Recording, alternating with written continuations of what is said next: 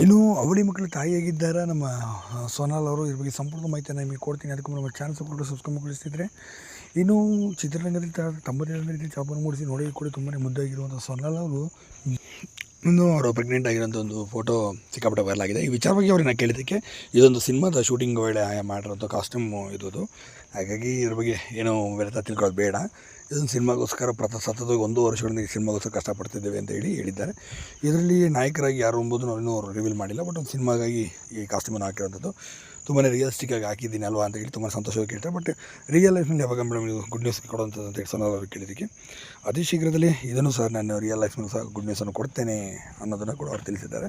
ಈ ಸಿನಿಮಾಗೋಸ್ಕರ ತುಂಬ ವರ್ಷಗಳಿಂದ ನಾವು ಇದು ಮಾಡಿದ್ದೀವಿ. ಈ ಸಿನಿಮಾ ಮುಗಿದ ನಂತರ ಖಂಡಿತವಾಗಿ ರಿಯಲ್ ಲೈಫ್ನಲ್ಲೂ ಕೂಡ ತರುಣ್ ನಾನಿಬ್ಬರು ಸೇರಿ ಒಂದು ಗುಡ್ ನ್ಯೂಸನ್ನು ನಮ್ಮ ಅಭಿಮಾನಿಗಳಿಗೋಸ್ಕರ ಕೊಡ್ತೀವಿ ಅಂತಲೂ ಕೂಡ ಸೋನಾಲ್ ಅವರು ಈ ಮೂಲಕ ತಿಳಿಸಿರುವಂಥದ್ದು. ಇನ್ನು ಸೋನಾಲ್ ಅವರು ಮತ್ತು ತರುಣ್ ಅವರು ಇಬ್ಬರು ಕೂಡ ಕನ್ನಡ ಸಿನಿಮಾ ರಂಗ ಕಾಣುತ್ತೆ ಅದ್ಭುತವಾದ ನಿರ್ದೇಶಕರು ಮತ್ತು ನಾಯಕಿ ಅಂತಲೂ ಸಹ